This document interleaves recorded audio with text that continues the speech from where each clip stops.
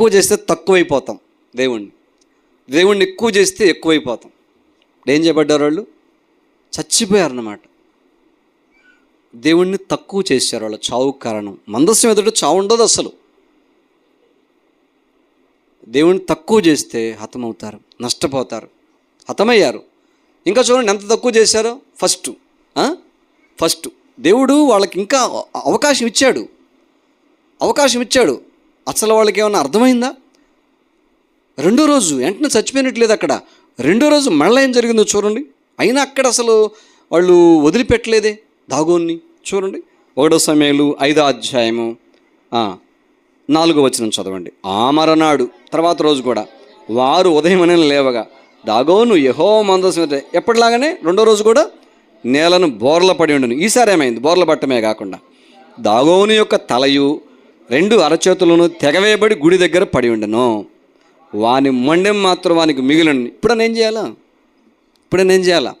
మొదటి రోజు పడిపోవటమే కాదు, రెండో రోజు చూస్తే నిలబెడితే మళ్ళా అరచేతులు తెగిపోతే తల ఆ విగ్రహానికి ఏమైపోయింది? గడప దగ్గర పడిపోయిందా? ఇప్పుడు ఏం చేయాలా? ఆయన శక్తిని రుజువుపరుచుకుంటున్నాడు వీళ్ళ ప్రాణాలు తీయకుండా. ఏం చేయాలా? ఆ ఫిలిస్తీన్లు కూడా పెట్టింది దేవుడే, సృష్టించిన సృష్టికర్త. వీళ్ళంతా నోవా ఫ్యామిలీ కుటుంబం నుంచి వచ్చిన వాళ్ళు, వీళ్ళంతా జనం, ప్రపంచంలో జనం అంతా. మరి ఏం చేయాలి ఇప్పుడు?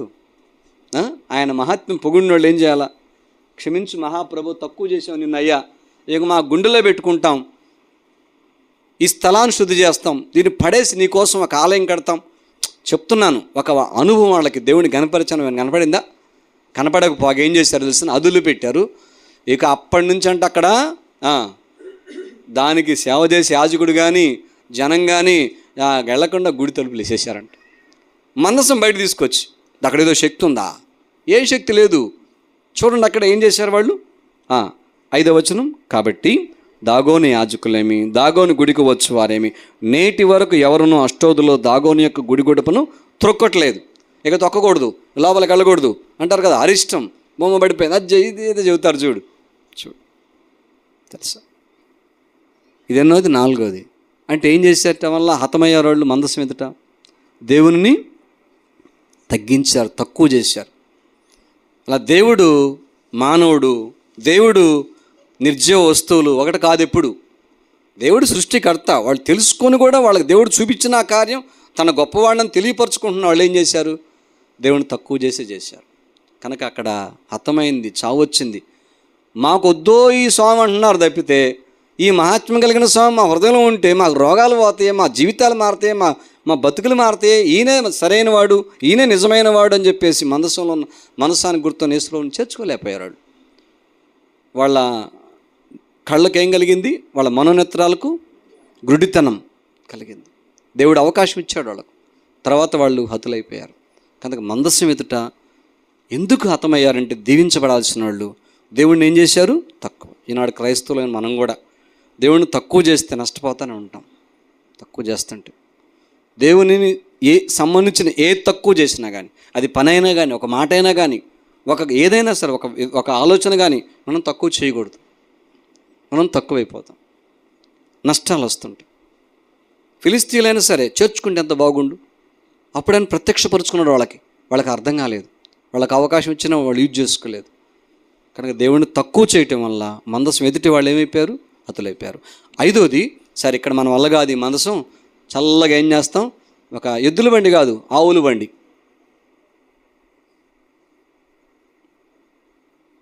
చూడండి ఒకసారి దాటిద్దాం. మనకొద్దు అసలు, ఇక్కడ అసలు వద్దు.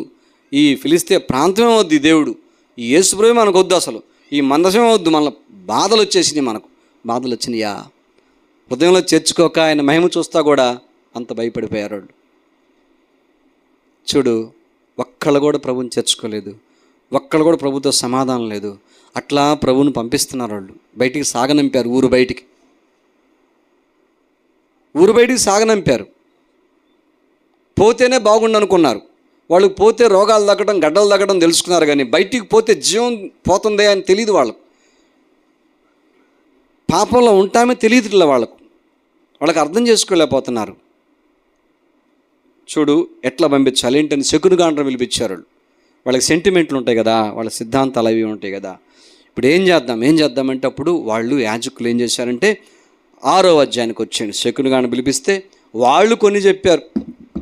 పోతా వాళ్ళు చిత్రమైన పనులు చేశారు. పందికొక్కుల రూపం కలిగిన బంగారపు గడ్డలు లాంటి బంగారం, వాళ్ళకి గడ్డలు వచ్చినాయి కదా, బంగారపు గడ్డలు. తర్వాత పందికొక్కులు లాంటి పందికొక్కులు చుంచులు ఉంటాయి, ఆ చుంచులతోటి బంగారం చేయటం. ఏం చేయాలి? చేసి మందసాన్ని ఒక బండి మీద పెట్టాలా, వీటిని కూడా ఏం చేయాలా? బండి మీద పెట్టాలా. ఆయన అపరాధార్థమైన బలది అయిపోతే మళ్ళీ ఊరుకోడు దేవుడు. భయం ఉన్నట్టే ఉంది కానీ హృదయంలో చేర్చుకోలేకపోతున్నారు. ఇక బండి మీద పెట్టి పంపించేసాలని చెప్తే ఆ బండి గట్టి బయటికి పంపించేస్తారు మందసాన్ని.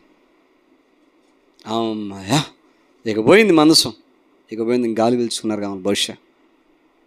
చూడు ఇంకొక చోట చూడండి, పేజీ తిప్పండి, ఇదే పేజీ తిప్పండి, 5-6 అధ్యాయానికి వచ్చేయండి. మందస్సం ఎదుట హతమైన వాళ్ళని చూస్తున్నాం. ఎందుకు అసలు హతమయ్యారనే విషయం. మందసం ఉంటే బతకాలి, దీవించబడాలి. ఉపేదేదం ఇంట్లో వాళ్ళకిలాగా అంటున్నాం కదా. ఎందుకు వీళ్ళు దీవించబట్టలేదంటే వీళ్ళకున్న లోపాలు, కారణాలు చూస్తున్నాం. 5వ కారణం వచ్చేసింది. ఎద్దుల బండి తీసుకొచ్చాడు. వాళ్ళు ఎందుకు పోయినందుకు సంతోషించారంట. వాళ్ళు 13 చివరిలో ఉంటుంది. దానిని చూచి వారు కాదు, 13 చదివితే క్షమించండి, చదవండి 13 నుంచి. మొదటి సమయాలు 6:13. బేత్షెమెషు వారు లోయలో తమ గోధుమల చేలను కోయుచుండిరి. వారు కళ్ళెత్తి చూడగా మందసం వారికి కనబడిను. దాన్ని చూచి వారు సంతోషించిరి. దేవునికి సంబంధించిన వాళ్ళు వెళ్ళలేక వాళ్ళు పొలాల్లో కోసుకుంటూ వీళ్ళ పొలిమేరలు దాటిని, వీళ్ళ సరిహద్దులు దాటిపోయి ఫిలిస్తీన్ల సరిహద్దులు, ఇక ఇజ్రాయెల్ ప్రజల సరిహద్దులోకి వెళ్ళిపోయేసరికి అక్కడ పొలాల్లో ఇజ్రాయెల్ ప్రజలు వాళ్ళు గోధుమల గోధుమల కోత కోసుకుంటూ చూడగానే మందసం వస్తుంది. అబ్బో మందసం వచ్చేసిందని చెప్పేసి వీళ్ళకి పండగగా ఉంది. తర్వాత ఆ ఆవులను, ఆ బండి కట్టెలను తీల్చి బలిలాగా చేసి తర్వాత వీళ్ళు బలులు అర్పించి తర్వాత ఏం చేస్తారు తెలుసా? వీళ్ళు చేశాక ఏం చేస్తారు? చేతులు కడుక్కొని అన్నమే తినొచ్చు. వాళ్ళు ఏం చేస్తారు తెలుసా? అంటే బలిచ్చేసి అప్పుడు మందసం తీస్తారు. 50,070 మంది చచ్చిపోతారు. చూడండి అక్కడ ఉంది, చూడండి ఒకసారి. ఏనో వచనమంటే చూడండి 19 చదవండి. 19. బేత్షెమెషు వారు యెహోవా మందసమును తెరచి చూడగా దేవుడు వారిని హతము చేసి ఆ జనులలో 50,070 మందిని మొత్తెను. చాలు. ఎంతమందిని మొత్తాడంట? ఎవరు వాళ్ళు? బేత్షెమెషు వాళ్ళు అంటే ఫిలిస్తీన్లు కాని వాళ్ళు, దేవుని ప్రజలు అన్నమాట. తన ప్రజలను తన కడుపున పెట్టుకుంటా అట్లా చంపేస్తాడు దేవుడు. ఏమన్నా చంపడు. చెప్పండి ఎందుకు చచ్చిపోయారు? అట్లా కారణం 50,070 మంది చచ్చిపోయారు. అక్కడ సంఖ్య పెరుగుతుంది. ఆ యుద్ధానికి ఫస్ట్ పోయినప్పుడు చూస్తేనే 34,000 సుమారు అయితే అదిరిపోయారు. మరి వీళ్ళు ఫిలిస్తీన్ల ప్రాంతంలో చూసినా ఎంతోమంది చచ్చిపోయి ఉండొచ్చు, లెక్కలు అక్కడ. మరి దేవుని ప్రజల ప్రాంతానికి మందసం వచ్చింది కదా, బలులు అవి ఇచ్చేశారు కదా, సంతోషంగా ఉన్నారు కదా. మందసం తీద్దామని మందసం తెరిచారు. తెరవంగానే మళ్ళీ సావు మొదలైంది. ఎందుకు చచ్చిపోయారు చెప్పండి? ఎందుకు చచ్చిపోయారు? ఎందుకు? చూడండి ఒకసారి మీరు గమనించండి. 7వ అధ్యాయంలో తర్వాత వీళ్ళకు తట్టుకోలేక అక్కడి నుంచి కిర్యత్యారీము అంటే ఎందా చదివామే, ఎవరైనా యెహోనాదాబు అక్కడికి తీసుకెళ్ళాలి మందసాన్ని. వీళ్ళు కిర్యత్యారీము వాళ్ళకి కౌరు పెడతారు, రండి మందసాన్ని తీసుకెళ్ళండి, ఇట్లా నష్టమైంది. అప్పుడు కిర్యత్యారీము వెళ్ళిన తర్వాత అక్కడ 20 సంవత్సరాలు ఉంటుంది 7వ అధ్యాయంలో చూస్తే. ఆ తర్వాత 3వ వచనం చూడండి, 3వ వచనం చదవండి. 7:3 మొదటి సమూయేలు ఇజ్రాయేల్ అందరితో ఇట్లా నేను అంటే ఎందుకంటున్నాడు? 2 చదవాల్సింది. 2 చదవడం ముందు. మందస్సము కిర్యత్యారీములో నుండిన కాలము 20 సంవత్సరములు ఆయన. ఇశ్రాయేల్ అందరూ యెహోవాను అనుసరింప దుఃఖించుచుండగా, అంటే అనుసరించాలని దుఃఖపడుతున్నారు. మరి అనుసరిస్తున్నారు కదా, వాళ్ళు సంతోషించారు కదా. అనుసరించటం అంటే అంతరంగంలో అనుసరించాలి. అది అంతరంగంలో అనుసరించాలి. అనుసరిస్తున్నాం అని చెప్పేసి వాళ్ళు బలు అర్పించేసి ఏం చేశారు? మందసం తెరిస్తే చచ్చిపోయారు. మరి ఇజ్రాయెల్ ప్రజలే కదా, వీళ్ళు ఎందుకు చచ్చిపోయారంటే ఇక్కడ అంటున్నారు ఇజ్రాయెల్ దుఃఖపడతా అనుసరించాలని అంటున్నారు. అప్పుడు సమయాలు అన్నాడు, వాళ్ళని ఏమన్నాడు, ఇక్కడ బయటపడుతున్నారు ఎందుకు చచ్చిపోయారనేది. చూడండి, 20 సంవత్సరాలు గడుస్తున్న సమయంలో ఆ తరుణంలో 3వ వచనం చదవండి. సమూయేలు ఇశ్రాయేలందరితో ఇట్లా, నేను మీ పూర్ణ హృదయముతో యెహోవా యొద్దకు మీరు మళ్ళుకొని నెడల అన్య దేవతలను అష్టారోతు దేవతలను మీ మధ్య నుండి తీసివేసి పట్టుదల కలిగి యెహోవా తట్టు మీ హృదయములను త్రిప్పి ఆయన సేవించుడి, అప్పుడు ఆయన ఫిలిష్తీయుల చేతులను మిమ్మును విడిపించును. అంటే అప్పుడు దాకా ఏం చేస్తున్నారు వీళ్ళు? నాకు తెలుసు అనుకుంటున్నాను, బహుశా ఇందాక అన్నాను, క్షమించండి. 20 సంవత్సరాలు అప్పటికప్పుడు అనటానికి లేదు. అంత క్రితం ఏం జరుగుతుంది? ఏమన్నాడు సమూయేలు? మీరు అష్టారోత్ దేవతలను అనే దేవతలను ఏం చేయాలా? విడిచిపెట్టాలి. మీ హృదయం పట్టుదలతో దేవుని వైపు మళ్ళుకోవాలి. పూర్ణ హృదయంతో దేవుని వైపు మళ్ళుకోవాలి. పట్టుదల కలిగి మీ హృదయాలు తిప్పుకొని యెహోవాని సేవించాలంటే అప్పుడు ఏం చేశారు? ఆ దేవతలన్నిటిని, అంటే ఎవరికి చెప్పాడు ఈ మాట? ఫిలిష్తీయులకా సమూయేలు చెప్పింది? ఇశ్రాయేల్ ప్రజలకా? ఇశ్రాయేల్ ప్రజలకే. అంటే దేవుణ్ణి నేను అనుసరించాలనుకుంటున్నారంట, ఇవి తీసివేయకుండా అనుకుంటున్నారు వాళ్ళు దుఃఖం వస్తుంది. దేవుణ్ణి అనుసరిద్దాం అనుకుంటున్నాం, బాధపడుతున్నారు. బహుశా వాళ్ళకి కలిసి రావట్లేదేమో, అగచాట్లు ఎక్కువైనాయేమో. అప్పుడు సమూయేలు ఏం చెప్పాడు? కూల్గా అవి దగ్గర తీసేయండి అన్నారు. అంటే దేవుణ్ణి అనుసరిద్దాం అనుకుంటున్నారు, సమూయేలు చెప్పిందా తీసేయలేదు. అంటే ఏం చేస్తున్నారు ఇక్కడ? నాకు తెలిసి ముందోళ్ళు కూడా ఇదే చేస్తున్నారు. మందసం చూసి సంతోషం వేసి తెరిచారు, బలు అర్పించి, కానీ ఏం చేస్తున్నారు? అన్ని దేవతలను అనుసరిస్తున్నారు. వాళ్ళు హతమవటానికి కారణం 2 తలంపులు వాళ్ళ మధ్య ఉన్నాయి. 2 తలంపుల మధ్య ఉన్నారు. మందసం ఎదురు పెట్టుకొని అటు అన్ని దేవతలను అనుసరిస్తున్నారు, ఓ ప్రక్క మందసం కూడా అనుసరిస్తున్నారు, దేవుణ్ణి కూడా అనుసరిస్తున్నారు. అంటే 2 తలంపుల మధ్య ఉన్నారు వాళ్ళు. 2 తలంపుల మధ్య ఉన్నా కూడా నష్టమే. విశ్వాసులు 2 తలంపులు పనికిరావు. 2 నాలుకలు ఉంటుందంట. దేనికి? పురుక్క పావుక? నాకు తెలిసి పావుకే. పురుగులకి నేను ఎప్పుడు చూడాలి, ఉంటే పురుగులు చూడండి మీరు. పాముకు 2 నాలుకలు. పాము నడక వంకర నడకే ఉందిలే, పాగుతుంటుంది, అదే నడకంటే. చూడు, 2 తలంపులు ప్రమాదం. ఇది మొత్తుకుంటా ఎమ్మడబడతా వచ్చింది కావాలి. బహుశా ఏలియా కాలంలో కూడా చెప్తాడు ఏలియా, ఎన్నాళ్ళు మీరు 2 తలంపులతో తడబడుతుంటారు. ఏం మాట్లాడాలి? మౌనంగా ఉన్నారు. ఈనాటికి కూడా 2 తలంపులు అనగానే మౌనంగా ఉంటారు విశ్వాసులు. తెలుసా మీకు? 2 తలంపులు అనగానే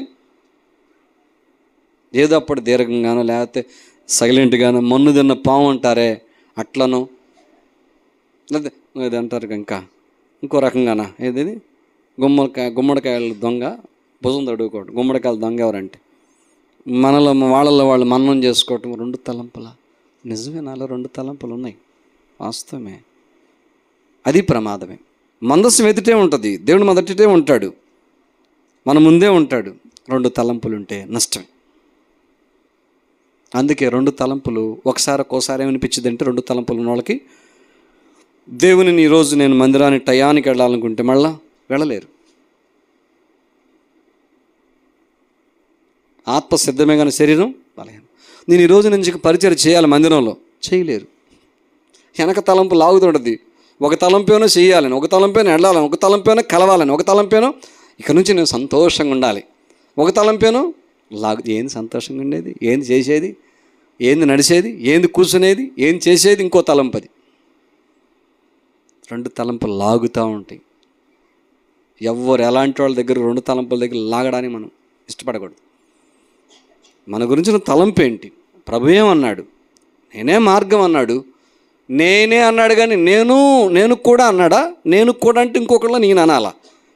నేనే అన్నాడంటే ఒక్కటే మార్గం, దైవ మార్గం, శిలువ మార్గం, పరలోక మార్గం, త్యాగ మార్గం, పరిశుద్ధ ప్రేమ మార్గం. చాలు. దగ్గరోళ్ళు ఎవరికి దగ్గరోళ్ళు? నీకు దగ్గరోళ్ళ. అందుకు ఈరోజు నాకు తప్పటలేదు, ఆదివారం మరీ ముఖ్యంగా అయింది కానీ అది ముఖ్యం అయిపోయింది ఈరోజు నాకు. 2 తలంపులోళ్ళాడు నీకు దగ్గరోళ్ళ ఆ టైంలో అంటే నీ అర్థం నువ్వు ఇండైరెక్ట్గా దేవుని దూరపొడుగు చేసుకుంటున్నావు అనమాట. అటు ఎప్పుడు చేయకూడదు. దేవుని దూరం అయ్యే పరిస్థితులు 2 తలంపులు చేస్తుంటాయి అనేసార్లు. లోకానికి దగ్గర అవుతుంటారు, 2 తలంపులు. ఆరాధన చేయాలంటారు, ప్రార్థన దేవుడితో నిజమైన దేవుడిని తెలుసు అంటారు, ప్రభువే సహాయం చేస్తారంటారు, మళ్ళీ ప్రభు సహాయం చేస్తారంటారు, ఏడు చేసి ప్రార్థన చేస్తారు, ఆరాధన చేస్తారు, మళ్ళీ 2 తలంపులు అండి. లోక తలంపులు.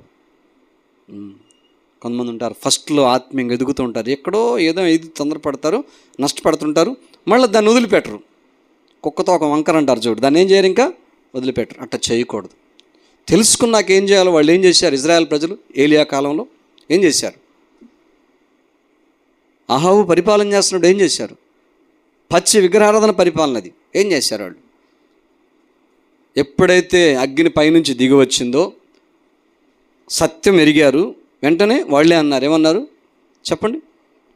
అంటారు అట్లా 2 తలంపుల వాళ్ళు. యెహోవాయే దేవుడు, యెహోవాయే దేవుడు, యెహోవాయే దేవుడు అంటే ఆయన చెప్పినట్టే ఉంటా, ఆయన చెప్పినట్టు నడుస్తా, లోక విధానాలు లోక నాకు అసలు అవసరం అంటావా? మొదట్లో లేనిది మధ్యలో ఎందుకు వచ్చింది? మధ్యలో ఎందుకు సతమతం అవుతుందో నీ దేహం? మధ్యలో కారణాలు లోకంలో చెప్తున్నావు ఎందుకని? 2 తలంపులవి. చాలా ప్రమాదం ఇది, చాలా ప్రమాదం, చాలా ప్రమాదం ఇది. ఎరిగి దెబ్బతింటాం. ఇక్కడ గుంట ఉంది తెలిసి కూడా గుంట దగ్గరికే పోతున్నా అన్నట్టు. దేవుడు నా దేవుడే కాపాడతాడు అనుకుంటే చేతుల్లో జాపి గుంటలో పోయినట్టుంది అనమాట. ముళ్ళు చూసి ముళ్ళు తొక్కొద్దంటే దేవుడు ముళ్ళు దొక్కితే దేవుడు కాపాడతాడని అడ్డ కుదిరిద్ది. ఎదురుగు ముళ్ళని తెలుసు. లోకము దాని ఆశమైపోతుంది, గతించిపోతుంది. కానీ లోకం మాత్రం పోకడ మనం ఒంటి మీదకి ఎక్కుతుంది. చూడంత మన ఆలోచనలోకి వచ్చేస్తుంది, జెర్రి బాగినట్టుగా ఎగబాగుతుంది హృదయంలోకి, గుండెల మీదకి. అందే అంటారు అందరూ తెలియవే అన్నీ దేవుడు తెలుసు. ఏమన్నాడు? సొలొమోనుకు అర్థం కాలేదంట. ఏంటది? ఆకాశంలో పక్షిరాజు జాడ అర్థం కావట్లా, బండ మీద సర్పపు జాడ, పాము జాడ. బండ మీద పాము దారి కనిపెడతామా? అంటే సంఘంలో ఉన్న ప్రజల మీద పాములు వాగుతుంటాయి. ఇటు దేవుడు ఆరాధన, ఇటు పాములు వాగటం అంటే ఏదేదో చేసేస్తుంటారు, లోక విధానంలో పోతుంటారు. పౌలేమన్నాడు? ఏవేవి లోకంలో లాభాలు నేనేం చేసుకుంటానంటే నష్టంగా అన్నాడు, మళ్ళీ పెంటగా ఎంచుకుంటాను అన్నాడు. ఇప్పుడు ఏం కావాలా? లోకంలో పెంట కావాలా, లోకంలో నష్టం కావాలా, లోకంలో లాభం కావాలా? ఎంతమంది ఉన్నారు క్రైస్తవులు? అనుకుంటారు కొంతమంది మేము చాలా ఆత్మీయంగా ఎదుగుతున్నాం, వృద్ధి పొందుతున్నాం, బహుబలంగా ఉన్నాం, బలిష్టంగా ఉన్నామని ఎంతమంది అనుకుంటున్నారు లోకంలో ఉండి. లెక్కలు కడతాడు దేవుడు, జాగ్రత్త. లెక్కలు కట్టి పరలోకం తీసుకెళ్ళడానికి సంతోషించాలి, కానీ లెక్కలు కట్టేది దిగజారేది ఎందుకు? చాలా జాగ్రత్త. ఉమ్మి వేయదలిసాను అంటున్నాడు 2 తలంపులుంటే. ఏందంట? ఉమ్మి వేయటం అంటే ఏంది అసలు? నేను ధనవంతురాలని, నాకు వైధవ్యం ఉండదు అని నేను అనుకుండదు, కానీ తనకున్న దరిద్రత అర్థం కాల. దేవుడు ఎందుకు రాసిపెట్టాడు? లౌదిక సంఘం గురించి. లౌదిక సంఘంలో ఉన్నటువంటి ఆనాడు ఉన్నటువంటి 2 తలంపులు ఈనాడు సంఘాల్లో ఉన్నాయని మనకు అందటానికి, మనం సరిచేసుకోవడానికి రాసిపెట్టాడు ఆ మాటలు. ఉంటే ఎట్టుండాలి? వెచ్చగా ఉండాలి, లేకపోతే చల్లగా ఉండాలి. వెచ్చగా కాదు, చల్లగా కాదు, నిలువెచ్చని జీవితం, ఉమ్మి వేసే జీవితం. చక్కని ప్రార్థన వరం, చక్కని ఆరాధన వరం, చక్కని సువార్త వరం, ఇవన్నీ ప్రభు ఇచ్చాడు. చక్కని బైబిల్ చదివే వరం, ఇతరుల క్షేమం కోరేది, మంచి ఇవన్నీ ప్రభు ఇచ్చాడు. వీటితో పాటు అవి కూడా చక్కగా అంటావా? చక్కగా దారి తప్పి వెళ్ళిపోయి వచ్చేయి, చేసేయి, మందిరాన్ని కూడా పట్టుకొచ్చి అట్టానే అర్థమైపోయింది 2 తలంపుల వీళ్ళు అని చెప్పేసి. ఏంది ఉపయోగం? కనుక వీళ్ళు దేవుడు అంటున్నారు, ఓ పక్క అన్ని దేవతలను చూసుకుంటున్నారు. సమయంలో ఏం చెప్పాడు? వాటిని మీరు మళ్ళాలి, అసలు త్రోసివేయాలి, వాటిని మళ్ళా త్రిప్పాలన్నాడు. అలాంటప్పుడే దీవించబడతారు. అది 5వది. మందసం ఎదుట వాళ్ళు నష్టపోవడానికి కారణం ఏంటంటే 2 తలంపులు ఉన్నాయి వాళ్ళ దగ్గర. తీశారు ఆశగా మందసం అని తీశారు, కానీ చచ్చిపోయారు. తెరిచారు 2 తలంపుల గల్లోళ్ళు. చివరి చూద్దాం, ఎందుకు మందసం ఎదుట దీవించబడాల్సిన వాళ్ళు ఉభయదేదో ఇంటి వాళ్ళకలాగా ఎందుకు హతులైపోయారు? చివర చూడండి ఒకసారి 2 సమయాలు. ఇప్పుడు దావీదు కాలంలో 2 సమయాలు 6వ అధ్యాయం ఏం జరిగింది చూడండి. 6వ అధ్యాయం 6వ అధ్యాయము 3వ వచనం చదవండి. వారు దేవుని మందస్సమును క్రొత్త బండి మీద ఎక్కించి, ఎవరు అసలు దావీదు చెప్పాడు, ఆయనకి మైండ్ అటు బంద్ చేసింది ఆ టైంలో. ఎందుకు ఎక్కించారు? అబీనాదాబు ఇంట్లో ఉంది, అంత కాలం ఉంది, వాళ్ళకి నష్టం రాలి, నా తెలిసి సౌరాల. ఉజ్జా చచ్చిపోయాడు. కొత్త బండి ఎక్కించి తీసుకురావాలి. దావీదు తెలియదు ఆ విషయం. కొత్త బండి కట్టి తీసుకురావాలా? కొత్త బండి కాదు, మందసం తీసుకొచ్చేది. దేవుని మందసం అంటే మక్కువ, ఇష్టం, ప్రజలు దీవించబడాలనే మందసం. ఉబేదెదోము ఇంట్లో రాకముందు అబీనాదాబు దగ్గర ఉంది. మరి దావీదు పురం తీసుకొద్దాం, ఆయన రాజ్య పరిపాలన చేస్తున్నాడు. దావీదు తీసుకొద్దామని చెప్పేసి దేన్ని పంపించాడు? యాజకులను బట్టి మందసాన్ని తీసుకురావాలి, యాజకులు మోయాలి మందసం. కానీ సాదాసీదాగా ఏదో పెద్దగా చేసినట్టుగా కొత్త బండితో, ఎడ్ల బండితో మందసం. ఎడ్ల బండితో మందసం ఏంది? ఇప్పుడు కూడా చేస్తుంటారు.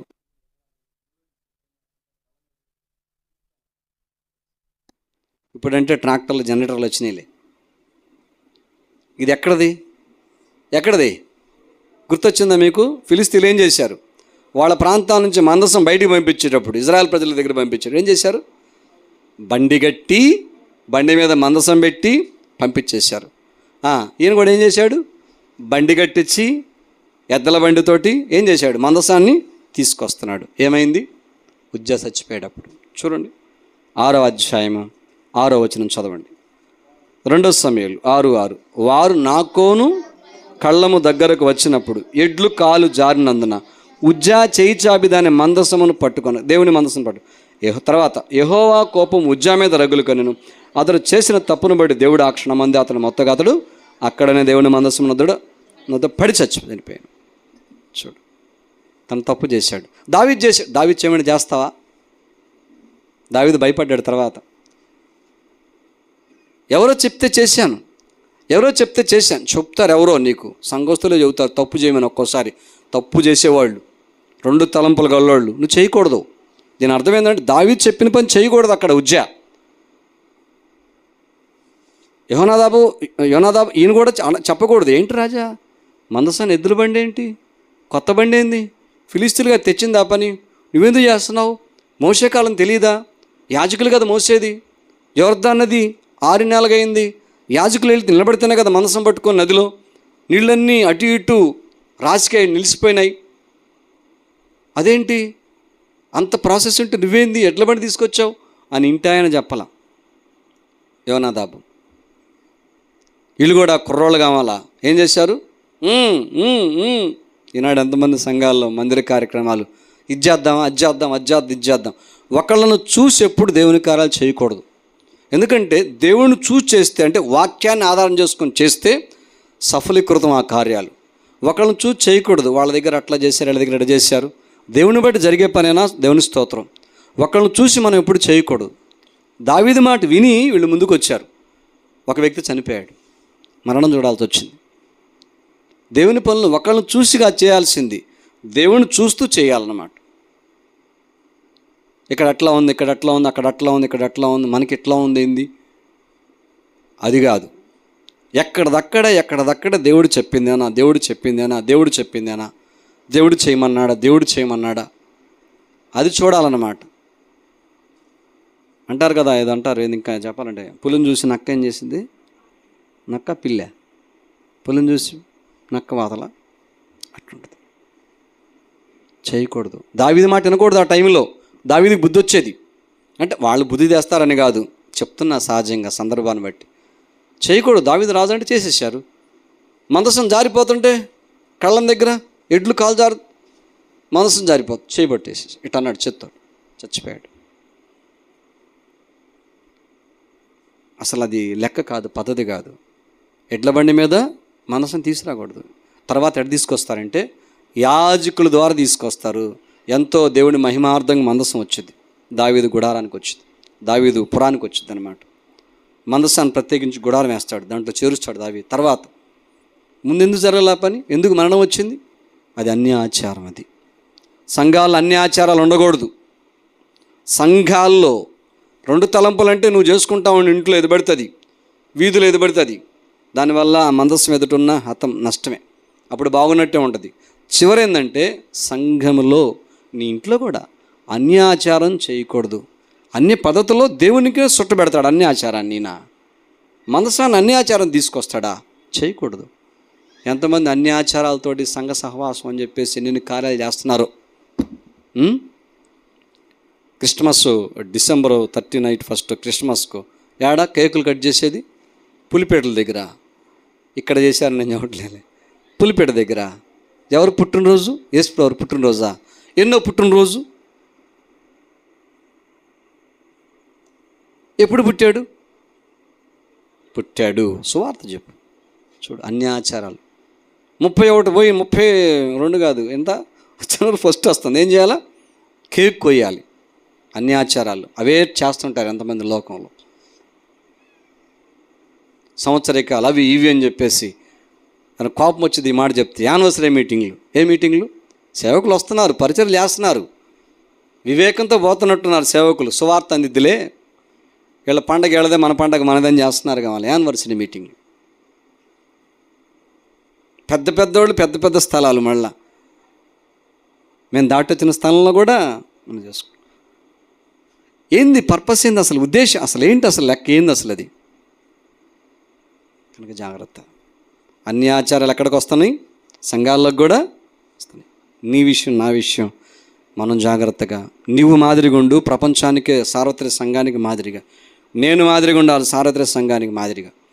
అక్కడ జరిగే ఇక్కడ జరిగే అన్ని ఆచారం ఏముంది దాంట్లో? కనుక 6 విషయాలు మందస్సం ఎదుట హతమవటానికి కారణం. చెప్తారా? మనం చూసిన 6 విషయాలు నష్టమే. మందస్సం ఎదుట ఎప్పుడు నష్టపోవాలని దేవుడు కోరుకోడు. మొదట ఎందుకు హతమయ్యారు మందస్సం ఎదుట? మొదట మర్చిపోయారా? ఎందుకు హతమయ్యారు? వారి శక్తిని ఆశ్రయించి మందస్సంతో ఎదురుగున్న నెట్టి వేసుకుంటూ ముందుకు వెళ్ళిపోయారు. అది మందస్సాన్ని ఆశ్రయించాల వాళ్ళు. హతం ఎక్కువ తక్కువ 4 వేలు చచ్చిపోయారు. తర్వాత ఏం చేశారు? గెలవాలని చెప్పి మందస్సాన్ని తీసుకెళ్ళారు. దేవుని మీద ప్రేమతో కాదు, అంటే స్వార్థాన్ని బట్టి కూడా ఏమయ్యారు? కాల్బలం 30,000 మంది చచ్చిపోయారు. అప్పుడు మందస్సం ఉన్నది కదా, ఎందుకు ఇట్ అయిపోతుంది? మనం కూడా అయితే దేవుడిని నమ్ముకున్నాం కదా, ఎందుకు నష్టాలు వస్తున్నాయి అంటాం. ఇవన్నీ మనలో ఉంటాయి అనేసార్లు. మన శక్తిని ఆశ్రయిస్తే. తర్వాత రెండోది ఏం చూసాం? స్వార్థం మనలో ఉంటే. వాళ్ళు స్వార్థమే, దేవుడి మీద ప్రేమతో తీసుకెళ్ళాలి మనసు యుద్ధభూమిలోకి. ఎవరు చనిపోయిన వాళ్ళు చేసి సాహసించి వాళ్ళ కోసం తెచ్చుకున్నారు. అది స్వార్థం ఉంటే హతమయ్యారు. మూడోది ఫిలిస్తీన్ల విషయం రాగానే దేవుడు గొప్పవాడని తెలిసి కూడా ఆయన ఏం చేయలేకపోయారు? వాళ్ళు అనుసరించలేకపోయారు. మనం దేవుడు అంటాం, ఆరాధన చేస్తాం, ఆయన అనుసరించం వాక్యానుసారంగా. అందుకే హతం వాళ్ళు అయ్యారు. అక్కడ మందస్సం ఎదుటుంటే దీవెన కోసం ఉంటే హతం ఎందుకు అవుతున్నారు? దేవుని వెంబడించట్లే ఆయన గొప్పతనాన్ని బట్టి. నాలుగోది దేవుని ఏం చేశారు? వాళ్ళు అక్కడ పడిపోయిన దాగోని నిలబెట్టి మళ్ళీ మనసు ముందు పెడతారు తప్పితే దాగోని దేవతను పడేయరే, తీసి అవతలు తీసేసేరే. అమ్మో అట్ట కాదు. మందస్సం దేవుడు సమానం. అంటే దేవుడిని తక్కువ చేస్తే నష్టం ఉంటుంది అక్కడ. వాళ్ళు చేతులారా చేసుకున్న నష్టాలే, దేవుడు చేయలా, హతమయ్యారు. ఐదోది మందస్సం ముందు ఎందుకు హతులయ్యారు వాళ్ళు? ఎవరు? బెత్షెమెషు వాళ్ళు. 2 తలంపులు, దేవతలు కావాలి, దేవుడు కావాలి, దెయ్యం కావాలి, దేవుడు కావాలి. మనసు సంతోషంగా తెరిచారు, బల్లర్పించి 50,070 మంది చచ్చిపోయారు. దేవుడు చంపడం కాదు, వాళ్ళు 2 తలంపులు కలిగి దేవుడు ఓర్చుకోలేకపోయాడు. చివరిదేం చూసాం? తర్వాత కాలం మారిన దేవుడి దగ్గర మార్పు లేకపోతే నష్టం వచ్చింది. మందసం ఎదుట హతమైంది ఎందుకు? చివర చూసాం. అన్ని ఆచారంతో దావీదు ఏం చేశాడు? ఎడ్ల బండి కట్టి మందసాన్ని తీసుకొస్తుంటే ఉజ్జేదానికి ఇష్టపడ్డాడు. ఒక్కళ్ళన్నా ఆపండి పని అయిపోయేది. అంటే వాళ్ళ తత్వం దేవుడు బయట పెడుతున్నాడు. చేయకూడదు రాజా ఈ పని అంటే ఏమనేవాడు? ఇప్పుడు దావీదు మహా అయితే ఏమనేవాడు చెప్పండి? ఇది తప్పంటే తెలుసుకునేవాడు కదా. అంటే ఆయన నేను మార్చాడని కాదు, మారుస్తాడని కాదు, ఒకళ్ళల్లా అన్ని ఆచారం. ఒకళ్ళు చెప్తే వింటాం, వాళ్ళంతటి వాళ్ళు పోవటం, వాళ్ళంతటి వాళ్ళు చేస్తాం. అన్ని ఆచారం అది సావాల లోపల మనకి. అమ్మో చేయకూడదు, అయ్యో వాళ్ళు చూస్తారు వీళ్ళు చూస్తారని చెప్పేసి చేతులు బెగబొట్టుకోవడం కాదు, ఉన్న లోపల చేతుల్లో ఉంటుంది అన్యాచారం. తీసి అవతలేసేది అన్యాచారం అంటే. ఏదో సరదాగా ఇప్పుడు బాగుంటుంది. ఎవరన్నా రేపు వెళ్ళిండు, రేపు వెళ్ళిపోయి ఉన్నారు, ఇటు పడితే అటు తిరిగే వాళ్ళు ఉన్నారు, బస్సులకి ఆటోలకి ఉన్నారా. జాగ్రత్త, అన్యాచారాల కోసం పరుగులు తీయకూడదు. మందస్సం ఎదుటే ఉంటుంది యేసుప్రభు వాక్యం, బైబిల్, మన దేవుడు. కానీ మనకు నష్టమే, లాభం రాదు అన్యాచారం వల్లది. 6 అంతల అనుభవం, 6 అంతల కారణాలు. వాళ్ళు మందస్సం ఎదురు పెట్టుకోవడం హతమైపోయారు. మరి చూసాం ఫస్టే ఒబేదెదోము ఇల్లు దేదీప్యమానంగా 3 నెలల్లో దీవించబడింది. మందస్సం ఉంటే ఇంట్లో. దేని చేత? ఈ 6 వలన కాదు, ఒకటే, దేవుని తగినట్టు జీవించండి ఆ కుటుంబం. 6కి రివర్స్. అంటే ఈ 6 కారణాలు చచ్చిపోవడానికి, అతపోవడానికి కారణాలు ఉన్నాయి చూడు, వీళ్లకు వ్యతిరేకమైన దిశలో పోతున్నాడు ఒబేదెదోము. 6 విషయాలకు వ్యతిరేకమైన దిశలో ఉన్నాడు. దేవుణ్ణే ఆశ్రయించాడు. అవును, అంతకు మినహా దేం ఆశ్రయించలేదు. ఎదురుగా దేవుడు ఉన్నాడు. అంతే, వ్యతిరేక దిశలో వెళ్ళాడనమాట. అద్భుతం చూశాడు. దేవుణ్ణే ఆశ్రయించింది, దేవుణ్ణే ప్రేమించాడు. స్వార్థం లేదు అక్కడ తన ఫ్యామిలీకి. అక్కడ అదే దీవెన అనమాట, మందస్సం ఎదుటిన్న దీవెన. అంతేకాదు దేవుణ్ణి హెచ్చిస్తూ వచ్చాడు. అక్కడ అంత దీవించబడిందంటే, 3 నెలలు అంతా దీవించబడిందంటే ఇక ఆలోచించండి.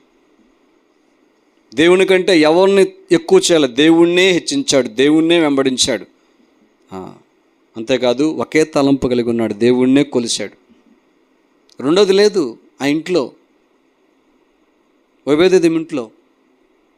అంతేకాదు చివర అన్య ఆచారం అస్సలు ఒబేదెదోము ఇంట్లో లేదు. అని కారణం, ఈ 6 కారణాలకు వ్యతిరేకమైన దిశలో పోయాడు.